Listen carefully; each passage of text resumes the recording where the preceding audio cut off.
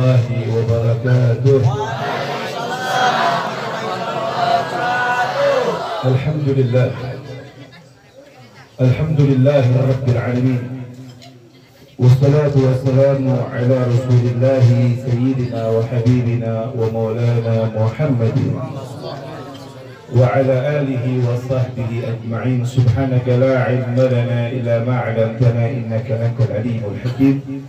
Wa karrabi sarhadi sadri wa yassir amri wahlul 'uqdatam min lisani yafqahu qawli wa la hawla wa la quwwata illa billahil aliyyil 'azim. Amma ba'd. Yang saya cintai, saya hormati orang tua kita Al-Habib Husain bin Ahmad Al-Habsyi. Semoga Allah beri beliau sehat walafiat dan senantiasa dalam lindungan Allah, juga putra, putri dan juga mantu-mantunya. Khusus Khadimul Majlis Al-Habib Basim bin Husain bin Ahmad Al-Habsyi. Semoga Allah berikan sehat walafiat, keluarganya Allah berikan keluarga sakinah mawaddah warahmah. Hadirin hadirat rahimakumullah, serta para habaib yang lain yang tidak dapat saya sebutkan satu persatu namanya, namun tidak mengurangi rasa hormat, cinta, takdim saya kepada beliau semua. Alhamdulillah. Ini sampai jam berapa biar saya pengajian? Jam 2. Baru pembukaan bebas. Jam 2. Berarti minggu depan jam 2. Alhamdulillah.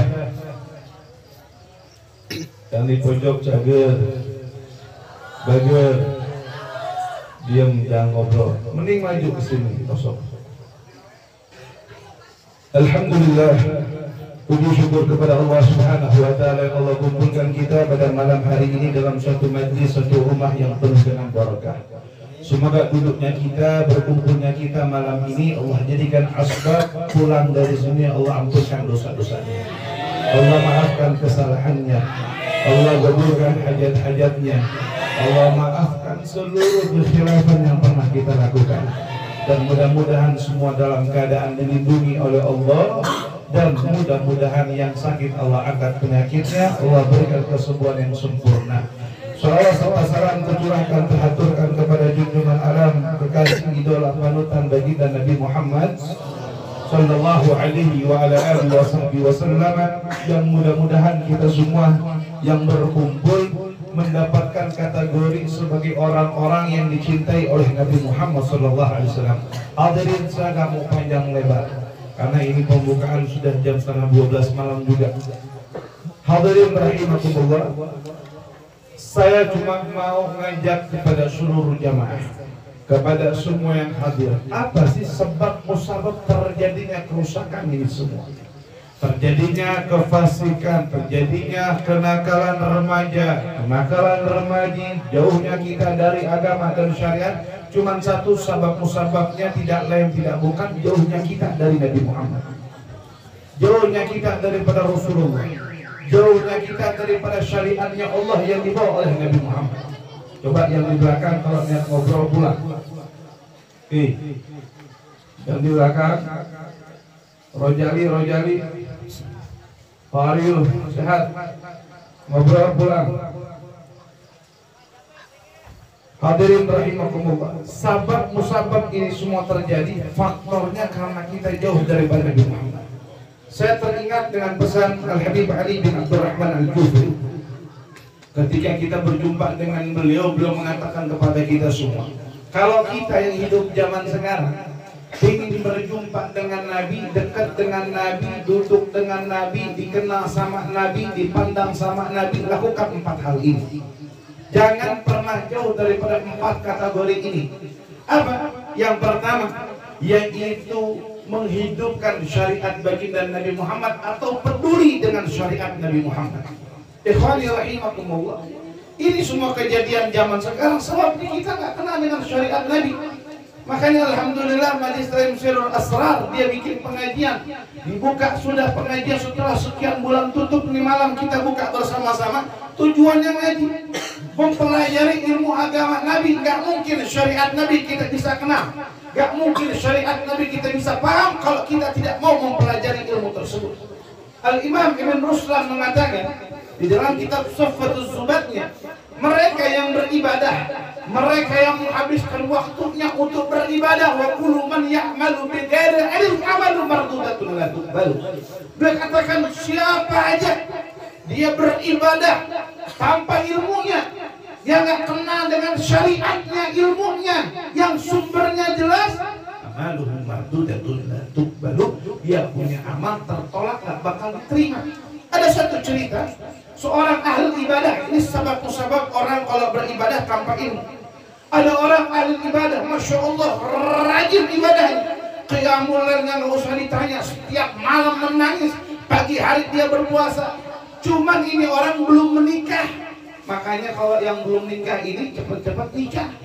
Bahaya lama-lama single sendirian jomblo. Makanya ada satu syair tentang buruknya orang yang jomblo. Kalau mau tahu orang yang paling buruk nasibnya, orang yang mati dalam keadaan single atau jomblo. Ada syair, ulama mengatakan syirarukum uzabukum ja'a fil khabar aradilu amwatukum uzabul bashar. Orang yang paling buruk di antara kita sebagaimana datang dalam hadis Nabi, aradilu amwatukum uzabul bashar, yang matinya dalam keadaan sendirian atau jomblo. Mudah-mudahan yang belum nikah biar dapat jodoh yang saleh dan salehah, yang laki-laki dapat istri yang cantik, putih, nurut, taat pada suami, yang perempuan dapat imam yang saleh, yang tampan, ganteng, dan juga bisa jadi imam yang baik. Amin Allahumma. Ini orang ahli ibadah tadi, dia single, dia nggak punya suami, dia nggak punya pasangan, nggak punya istri. Datang dari rumah, dia bawa yang namanya keledai perempuan atau utan. Dia bawa tuh namanya keledai perempuan. Dibawa ke atas bukit, dia menyendiri, dia nggak turun ke bawah, dia ibadah, dia bawa stok makanan segala macam, dia ibadah. Pagi hari dia puasa, malam hari dia nangis, dia belel. Tiba-tiba ada orang melihat ini bawa yang namanya seekor keledai tapi nggak dipakai apa-apa. Keledai itu biasanya dipakai buat bawa barang atau dipakai buat ditumpangin lah minimal, tapi ini dibawa tapi nggak digunain. Dia iseng, dia tanya, ya Syekh, ya Abid, kamu datang dari rumah ke tempat ini, kamu datang dari rumah ke tempat ini bawa keledai, nggak dipakai buat apa keledai tersebut? Kalau nggak bawa manfaat, jangan taruh di rumah. Ini orang ahli ibadah mengatakan, siapa bilang nggak bawa manfaat? Ini keledai, gara-gara keledai ini uhsina bihi farji, aku mendapatkan yang namanya kategori penyelamatan daripada kemaluanku. Ketika syahwatku meningkat, aku salurkan dengan keledai ini. Dia nggak tahu hukum mensetubui keledai. Dia nggak tahu, dia kira zina itu sama perempuan saja, sama hewan itu nggak masuk kategori zina. Ini sebab orang yang namanya beribadah tanpa ilmu, setelah dikasih tahu hukum dia baru sedih dan menangis bertobat kepada Allah. Artinya apa? Syariat itu penting, ilmu itu penting, hadir majlis itu suatu kebutuhan. Maka seorang ulama daripada kalangan Bani Alawi ketika selesai daripada majlis, dia baca Allah, alhamdulillah alladzi at'amani hada wa razaqani hada bi ghairi halin wala quwwah. Dia bersyukur kepada Allah, dia baca doa sebagaimana doa setelah makan. Ada orang tanya, wahai guru, wahai habib, ini doa buat makan. Maka ini orang mengatakan, yang mengatakan al-ilmu alaysa al-marid idza muri'at ta'am syaraba wa dawa yamut. Bukannya orang yang sakit, kalau dia nggak makan, nggak dikasih makan, nggak dikasih minum, nggak dikasih obat, dipimpin begitu jadi bakal mati. Bala, iya betul. Kalau orang yang dalam keadaan sakit nggak dikasih obat, minum, makan, dia bakal mati. Iya betul, wahai habib. Kadzalika qalb, begitu pula hati, tidak muni al-hikmata wal ilma thalathata ayyam yamut. Hati juga kalau 3 hari nggak dikasih yang namanya makanan, ilmu dan kalimat hikmah, hati pun akan mati. Makanya ilmu itu penting. Ada satu cerita disebut dalam kitab Fawaidul Mukhtarah, makanya jangan sembarangan. Ini zaman sekarang apalagi orang nggak bisa ngaji, nggak pernah ngaji, nggak pernah belajar kitab, atau dibilang ustadz, dibilang kiai, dibilang dai, baru bisa ceramah dikit dibilang dai, baru bisa ngajar dikit dibilang dai. Makanya bahaya. Ada satu cerita di dalam satu kitab Fawaidul Mukhtarah disebutkan ada seseorang bodoh. Nih satu kampung ini nggak ada orang ahli ibadah. Saya kasih gambar biar masuk dengan akal pikiran kita. Di kampung apa lagi? Contohnya di kampung Cidokom, nggak usah jauh-jauh. Ini biar masuk ceritanya sesuai dengan kitab, alur bahasa samakan dengan kita. Di kampung Cidokom udah nggak ada orang, wafat semua kiainya. Giliran ada Habib Asif, ada jauh ke Singapura misalkan, nggak ada deh itu yang ngajarin. Subhanallah tuh hari di tempat tersebut ada orang meninggal. Yang meninggal laki-laki, gak ada yang bisa mandiin jenazah. Makanya ibu ngasih mandiin jenazah, sholatin jenazah kapan itu penting. Jangan sampai gak ada yang bisa ngerjain. Ini gak ada yang bisa mandiin jenazah. Bingung, nyari orang gak ada, nyari ustadz gak ada. Tiba-tiba ada orang masuk ke kampung, pakai baju gamis, pakai sorban. Kirangnya minta ampun, dia bilang, oh ini ustadz, ini kiai. Dia datang, ustadz, tolong dan ini ada yang meninggal tapi nggak ada yang bisa mandiin. Biasanya orang bodoh kalau ada kesempatan dia nggak bakal nolak. Kata dia bilang, oh tenang, jangankan mandiin mayit, mandiin yang hidup juga saya bisa. Dia bilang begitu. Di mana yang meninggal? Di sini ustaz, saya jangan lama-lama. Kasihan dari tadi pagi sudah meninggal. Ini orang nggak ngerti ilmu agama. Yaudah, ke rumah tuh yang namanya jenazah. Dia bilang, kamu minta tolong saya buat mandiin, saya punya syarat. Apa syaratnya Ustaz? Jangan dibantuin, tinggalkan saya sendirian. Karena dia butuh. Akhirnya ini orang masuk, ketika masuk di dalam, coba yang perempuan ngobrolnya sebentar dulu. Akhirnya ditutup di tempat. Dia mikirin jenazah di situ tergeletak, dia mikir gimana ini matiin, gimana ini yang namanya mandiin. Dia mikir. Biasanya setan suka kerjasama sama orang melawan. Dapat insting, buka pintu, subhanallah wa khalfahu majra'al ma'. Dikatakan belakang tuh rumah tempat air mengalir kali. Kebetulan itu saat itu lagi caah, tahu caah bahasa Jerman? Lagi banjir. Air lagi kencang. Dia mikir gimana cara dia bawa tuh pakai yang namanya dorongan buat mandiin jenazah. Dia bawa ke pinggiran, dia mau ambil aja begitu. Subhanallah, tuh jenazah ke bawah hanyut. Ke bawah apa bahasanya? Palit orang Cidokom. Ke bawah palit deh. Hanyut. Waduh, dia makin bingung. Ini kalau dia keluar tahu jenazah ke bawah hanyut, dikebukin satu kampung saja. Dia diam merenung cari alasan. Bagaimana cari alasan? Subhanallah, di luar orang sudah nungguin sejam 2 jam gak keluar. Akhirnya dia maksa masuk. Ini orang-orang warga, ini keluarga, dia masuk, dia kaget. Ustaz, mana jenazah ini? Biasanya orang bodoh juga pintar ngeles, dapat jawaban. Tenang, duduk yang antang. Saya dari tadi kebingungan. Ini yang meninggal kayaknya wali min auliyaillah. Kenapa Ustaz? Barusan malaikat turun ke bawah nyomot ini jenazah dimandiin di langit. Padahal ke bawah. Ini sebab kita belajar, ini sebab kita beribadah tanpa ini. Ada dalam kitab yang lain dikatakan yang meninggal perempuan, nisaan atau seorang perempuan sudah dimandikan, dikafani, masuk ke masjid atau musola, nggak ada yang bisa sholatin. RT RW semua orang sudah panik. Ceritanya orang tersebut sudah panik, bingung gimana jenazah ini disolatkan. Karena harus disolatkan. Datang orang dengan pakaian yang sama, di riwayat yang berbeda, dalam kitab yang berbeda. Disuruh masuk, suruh maju, nggak mau nolak, dia langsung baik saya sholatin, nggak apa-apa. Sholatin depan dengan gayanya dia pakai siwak. Ngomong sufu fakufa ini atas itu sufu menikomati sholat. Jangan rapat-rapat, munduran sedikit, tapi sopnya yang rapat. Barisannya agak jauh renggangin. Dia kira kayak sholat maghrib atau sholat isya. Orang nggak ngerti sholat jenazah gimana. Dia dengan pedenya Allahu Akbar. Dia baca Bismillahirrahmanirrahim, Alhamdulillahirabbil alamin dengan jahar. Ar-Rahmanir-Rahim, Maliki yaumiddin, iyyaka na'budu wa iyyaka nasta'in, ihdinas siratal mustaqim, siratal ladzina an'amta 'alaihim ghairil maghdubi 'alaihim waladdallin. Makmumnya bilang amin.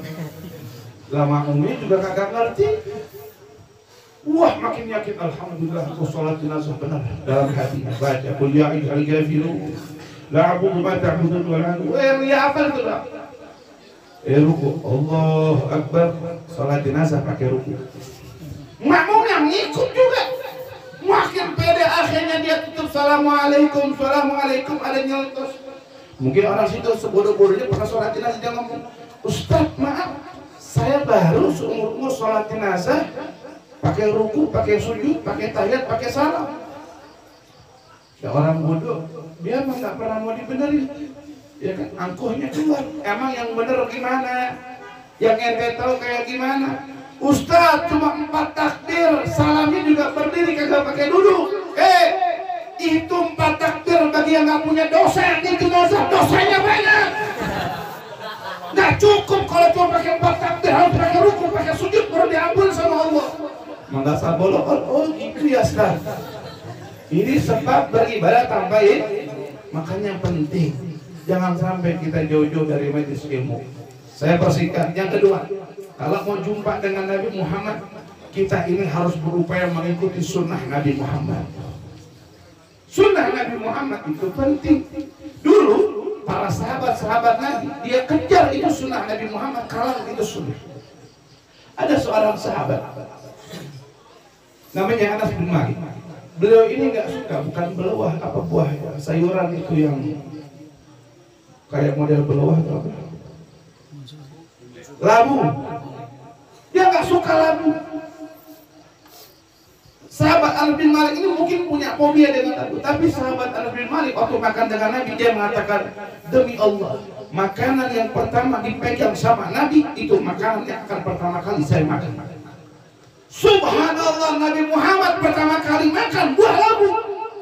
Tapi karena sahabat Anas bin Malik mencintai Nabi Muhammad, saat itu sahabat Anas bin Malik dia makan buah labu, dan mulai saat itu makanan yang paling disukai dan menjadi favorit adalah buah labu. Kenapa? Karena itu disukai oleh baginda Nabi Muhammad. Orang dulu sahabat-sahabat Nabi dia kerjakan sunnah karena itu sunnah Nabi. Kalau kita beda, kita tinggalin sunnah karena kita mengatakan sunnah kan dikerjakan dapat pahala Habib, kalau nggak dikerjain juga nggak dapat dosa. Kenapa kamu makan tangan kiri? Sunnah Habib nggak apa-apa. Males pakai tangan kanan, pewe Habib ini udah mager. Ini kita yang nggak tahu. Masuk kamar mandi, Nabi udah ngajarin pakai kaki kiri, keluar kaki kanan. Masuk masjid kaki kanan, keluar kaki kiri. Ngambil makanan pakai tangan kanan, minum tangan kanan. Berapa kali kunyahan, udah diajarin sama Nabi. Kalau kita kan beda. Yang kanan megang gelas, yang kiri megang gorengan. Kadang makan juga, wah semuanya dia main habak aja. Nah ini penting menjaga sunnah Nabi Muhammad di zaman seperti ini. Ya, yang ketiga, kalau mau kita jumpa dengan Nabi, mimpi dengan Nabi, yaitu peduli terhadap umatnya Nabi Muhammad. Maksudnya Nabi Muhammad itu cuma punya satu keinginan. Waktu Allah tawarkan sama Nabi Muhammad ditawarin sama Allah, Muhammad, apapun yang kau minta wahai Rasulullah, Allah bakal berikan. Apa Allah kata dalam surat Ad-Duha? Wala sawfa yu'tika rabbuka fatarda. Allah mengatakan, wahai Rasulullah, wahai Muhammad, apa yang kau minta aku ridha, apapun. Andai Nabi minta gunung Uhud jadi emas, Allah bakal kasih. Andai Nabi minta suatu yang paling mustahil pun Allah bakal berikan. Apa Nabi minta buat pribadi? Apa Nabi minta kendaraan yang mewah, rumah istana yang megah? Apa Nabi minta yang namanya anak cucunya? La hasya wa kalla, tidak sama sekali. Tapi doa Nabi, idzan ya Rabb lam arda fawahidatun min ummati finnar. Kalau begitu ya Allah, aku nggak ridha, nggak mampu kalau satu daripada umatku ada di dalam nerakanya Allah Subhanahu wa taala. Shallu ala Nabi Muhammad. Ini cintanya Nabi Muhammad. Kita kalau mau mendapat cinta Nabi, lakukan ini. Apa? Peduli terhadap umat Nabi. Maksudnya bagaimana? Kalau ada orang maksiat, ada orang jauh daripada Allah dan Nabi-Nya, lakukan kebaikan. Tujuannya apa? Nyenangin hati Nabi Muhammad. Kalau ada orang jauh daripada Allah dan Nabi-Nya, deketin, bukan kita jauhin, bukan kita kucilkan, rangkul mereka. Jangan pernah kita mensepelekan mereka, jangan pernah menghardik mereka, jangan sampai mereka lepas. Ketika ada seorang Yahudi meninggal, Nabi Muhammad berdiri, beliau menangis. Sahabat mengatakan, ya Rasulullah, matum kika, apa yang membuat engkau menangis setelah melihat seorang Yahudi itu lewat? Apa jawaban Nabi Muhammad? Satu orang terlepas daripada surganya Allah Subhanahu wa Ta'ala atau meninggal dalam keadaan seorang Yahudi. Sedih Nabi Muhammad. Bagaimana kalau umat Nabi Muhammad yang bermaksiat dilompongin lagi sama kita orang pasti Nabi sangat gila. Yang terakhir, kalau kita memimpi ketemu Nabi Muhammad dan jumpa dengan Nabi Muhammad, yaitu perbanyak sholawat kata Ali bin Abdurrahman al-Juhri. Apalagi zaman sekarang, alhamdulillah, ini majlis baca maulid, baca sholawat, ya kan, tapi jangan cuma sholawatnya doang, harus ada kajian ilmu. Makan saya bilang sama Hikosim, Habib, beliau WA saya bilang katakan insya Allah saya kasih jadwal 1 bulan sekali di Majlis Syurul Asrar. Setiap 1 bulan sekali nanti kita duduk di sini bersama-sama ngaji kitab, ya, bersama-sama ngaji kitab salat, duduk bareng-bareng setelah baca maulid dan juga setelah baca sholawat, ya. Perbanyak sholawat. Seorang sahabat mengatakan, seorang ulama mengatakan, seorang penjaga penyair, "Adhimu salatu 'ala Nabi Muhammadin fadkhuluha hadman bighairi taraddud. Amaluna baina al-dhuhuri wa raddiha illa salati 'ala Nabi Muhammad." Apa beliau katakan? Biasain, dawamkan nih yang perempuan megang tasbih. Ada tasbih digital sambil ngobrol, baca sholawat, sambil nonton TV, baca sholawat. Semua perbanyak. Ya kan apa? Salat kepada Nabi Muhammad. Faqabullah hatta min ghairi taraddud, diterima yang pasti nggak bakal ditolak. Kita sholat kalau riya nggak bakal diterima sama Allah. Kita puasa kalau riya nggak bakal diterima sama Allah. Kita zakat kalau riya nggak bakal diterima sama Allah. Amal ibadah yang kita lakukan kalau dilakukan dengan keadaan riya, semuanya mardudatun la tuqbalu illa salati ala Nabi Muhammad, kecuali pembacaan salat kita kepada baginda Nabi Muhammad. Mudah-mudahan Allah akan berikan kita sebagai seseorang yang peduli dengan syariat Nabi, peduli dengan umat Nabi, peduli dengan sunnah Nabi, dan juga orang yang selalu basah membaca sabda Muhammad. Dan mudah-mudahan Allah berikan berkah untuk Hifalsi, Allah istiqomahkan beliau, keluarga beliau, dan juga kelak anak beliau jadikan penerus beliau. Dan mudah-mudahan kita semua orang Cilokor dan yang hadir malam hari ini Allah kasih nikmat. Kalau nggak malam ini, yang penting sebelum meninggal dunia Allah kasih nikmat mimpi ketemu Nabi Muhammad, jumpa dengan Nabi Muhammad, melihat Nabi Muhammad manaman wa yaqdatan. Amin Allahumma amin. Ini dapat saya sampaikan. Jazakumullah khairan. Assalamualaikum warahmatullahi wabarakatuh.